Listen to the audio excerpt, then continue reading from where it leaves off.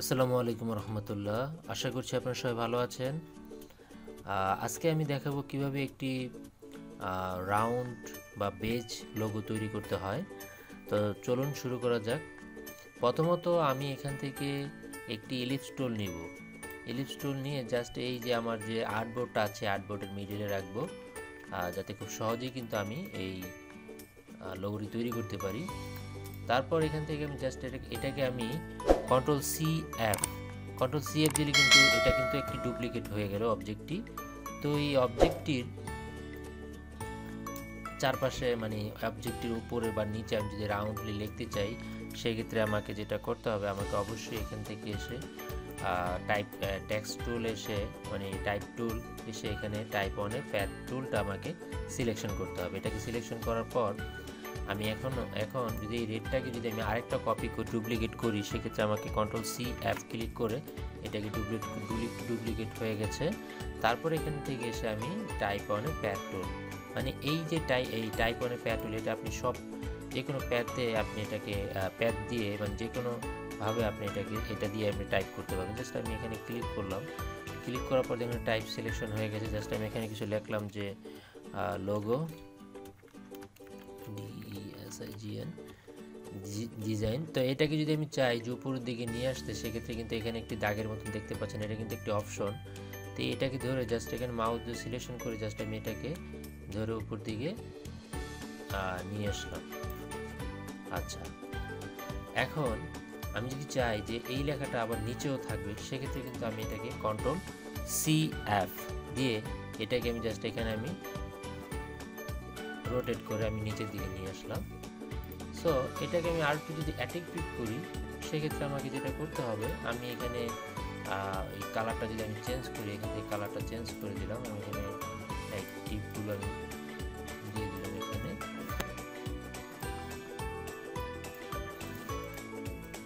Control C F দিয়ে আরেকটি বৃত্ত তৈরি করতে যাচ্ছি এখানে, লাইক দ্যাট। তো এখন আমি যদি চাই যে এই যে টেক্সটটা দেখতে পাচ্ছেন, এই টেক্সটার কালার চেঞ্জ করতে, এখান থেকে আমি কালার চেঞ্জ করতে পারি, বা এখান থেকে আমি যে কোনো কিছু করতে পারি কালার চেঞ্জ বা টেক্সট। এখান থেকে চাইলে আমি টেক্সটটাকে আর একটু বড় করতে পারি, আর নিচেরটা ছোট করতে চাইলে এটাও আমি এখান থেকে দুইটা সার্কেলের ভিতরে কিন্তু এই দুইটা লেখা আমি লিখেছি, চাইলে আপনারা এই সার্কেলের ভিতরে লিখতে পারেন। আচ্ছা, তারপর এখানে জাস্ট আমি এখানে এটাকে আর একটু অ্যাট্রাক্ট করার জন্য এটাকে যদি আমি চাই যে আমার যে সার্কেলটা আছে এই সার্কেলের ভিতরে লেখাটা হবে, সেটাও কিন্তু আমি চাইলে করতে পারি। আমি এই লেখাটাকে যদি চাই যে আমি ফ্লিপ করতে মানে এটাকে ঘোরাতে চাই, সেক্ষেত্রে কিন্তু খুব সহজেই কিন্তু এটাকে আমি ঘোরাতে পারি। তো লাইক এটাকে আমি যদি চাই, এই যে এখানে একটা অপশন দেখতে পাচ্ছেন, অপশন দিয়ে ধরে যে কোনো আপনি এসে আপনাকে এটাকে রিপ্লেস করতে পারবেন। মানে এখন দেখো পজিশন চেঞ্জ হয়ে গেছে। জাস্ট এটাকে আমি কন্ট্রোল কালারটা চেঞ্জ করে দিলাম। কালারটা চেঞ্জ করে এখন আমি যদি চাই যে আমার যে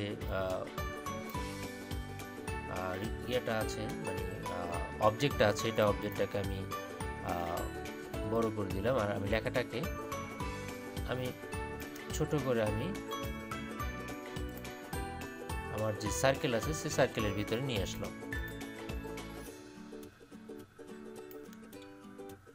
সার্কেলটাকে আর একটু অ্যাটাক করার জন্য আমি সার্কেলটাকে আর একটু বড় করছি। বড় করার পর এখান থেকে আর্টবোর্ডটাকে আমি এটাকে ফিটিং দিয়ে নিচ্ছি। তারপর এখান থেকে কন্ট্রোল সি এফ দিয়ে জাস্ট এখানে আমি আরেকটা লাইক একটি চিকন একটি বর্ডার দিচ্ছি, যাতে করে এটা আর একটু অ্যাট্রাকটিভ হয়। এটাকে যেটা বলা হয় ইনার বর্ডার যেটাকে বলা হয়। দেখুন এটা খুব সুন্দর লাগছে। তো এখন আমি এই লেখাটাকে যদি চাই আর একটু বড় করতে, এখান থেকে আমি বড় করে নিচ্ছি।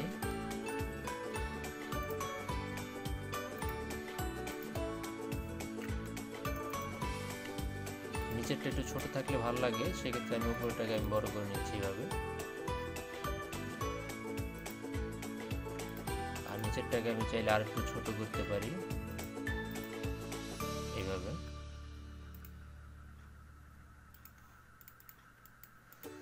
তারপর এখান থেকে আর একটু অ্যাক্টিভ করার জন্য আমি এখানে কিছু একটি রাউন্ড সার্কেল দিয়ে দিতে পারি।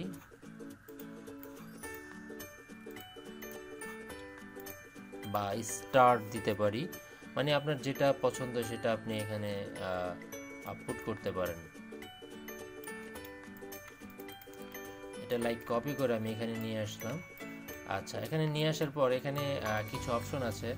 আপনি এখানে যদি আপনি টাইপ অনে প্যাতে যান, সেখানে টাইপ অনে প্যাথ অপশনে পাবেন। এখানে অপশনে ক্লিক করে এখানে চাইলে আমি প্রিভিউতে ক্লিক করে এখানে কিছু অপশন আছে দেখেন, স্কিউ, তারপর হচ্ছে হলো 3D রেমবো রিবন, তারপর হচ্ছে হলো স্টার স্টেপ, তারপর মানে এটাকে টেক্সটটাকে অ্যাট্রাকটিভ করার জন্য এই ধরনের অবশ্যই আপনারা এই ধরনের কিছু এখন। তারপর এখান থেকে এসে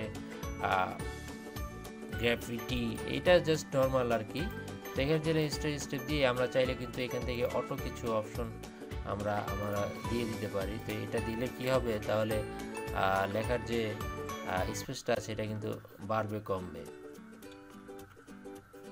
তো আমরা আজকে আমরা দেখব যে কিভাবে একটি বেস লোগো মানে অ্যাট্রাকটিভ বেস লোগো তৈরি করতে হয়। এখানে আমি এটা দিলাম। তারপর এখানে একটি অপশন দেখতে পাচ্ছেন যে অ্যাসেন্ডার, তারপর এটা দেখুন লেখাটা কিন্তু ভিতরে চলে গিয়েছে, মানে আপনার যে প্যাডটা আছে রাউন্ডের যে প্যাডটা আছে সেই প্যাডটা কিন্তু ভিতরে চলে। তারপর যদি আমি যে ডিসেন্ডার এটা আমার গেলাম, দেখুন যে প্যাথের কিন্তু কিছুটা বাহিরে চলে গিয়েছে।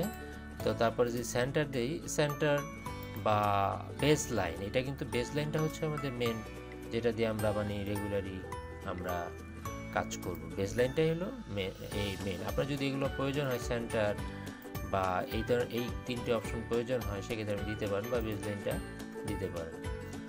তারপর ফ্লিপটা হচ্ছে হলো আপনি যদি চান লেখাটাকে মানে উল্টা করার জন্য, লাইক এখানে আমি একটি অপশন দেখাচ্ছি দেখুন। এই যে এই লেখাটা আমি যখনই এখানে আমি এই যে দেখতে পাচ্ছেন এখানে কিন্তু যখনই আমি সিলেকশন করেছি, সিলেকশন করার পর এখানে কিন্তু একটি অপশন চলে আসে অটো। তো এটা দিয়ে কিন্তু আমি চাইলে লেখাটিকে আমি ঘোরাতে পারি। ঠিক আছে, এখন আমি যদি চাই এটাকে ফ্লিপ করতে, মানে ফ্লিপের কাজ হচ্ছে ঘোরানো আর কি, উল্টা করে দাও। তো আমি এখানে আসবো টাইপ অনে প্যাথ অপশন, এখানে এসে জাস্ট আমি প্রিভিউতে গিয়ে এখানে ফ্লিপ, দেখুন আমার যে টেক্সটটা আছে এটা কিন্তু ঘুরে গেছে। এটা আমি আপনাকে আরেকটু ভালোভাবে বোঝাচ্ছি। আমি যদি এটাকে আরেকটা কপি করে জাস্ট এটাকে যদি আমি ফেলে দিই, তারপর এই লেখাটাকে আমি আরেকবার Ctrl+C+F দিয়ে কপি করে আমি এটাকে এভাবে রাউন্ডলি ঘোরালাম। হ্যাঁ, তো ঘোরানোর পর এখন দেখুন লেখাটাকে আমি ছোট করছি জাস্ট বোঝার জন্য।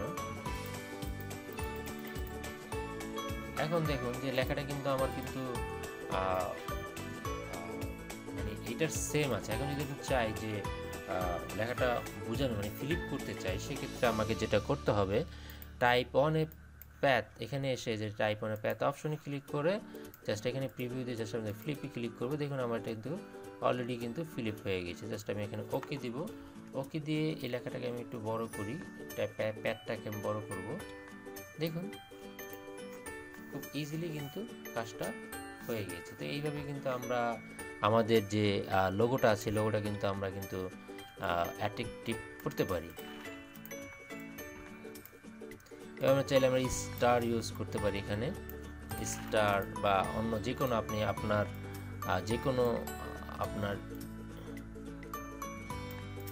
অবজেক্ট পছন্দ সেই অবজেক্টটা কিন্তু আপনি এখানে প্লেস করতে পারেন।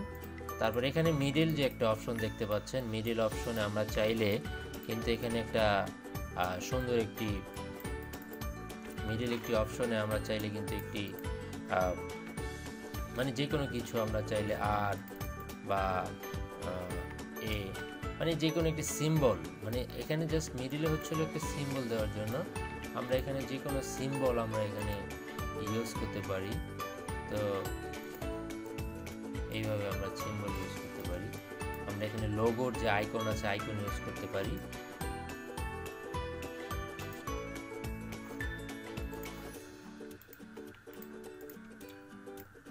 বা আমরা এখানে যদি চাই যে একটি লেটারের প্রথম অক্ষর, সেটাও কিন্তু এখানে ইউজ করতে পারি বড় করে।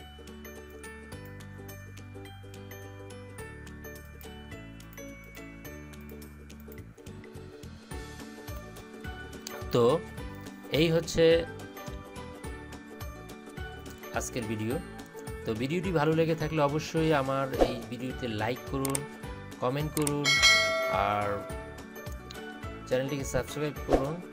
আর পাশে থাকা পরবর্তী আপডেট ভিডিও পেতে পাশে থাকা বেল আইকনটি ক্লিক করে রাখুন। আবার দেখা হবে পরবর্তী কোনো ভিডিওতে। সেই পর্যন্ত ভালো থাকুন, সুস্থ থাকুন। আল্লাহ হাফেজ।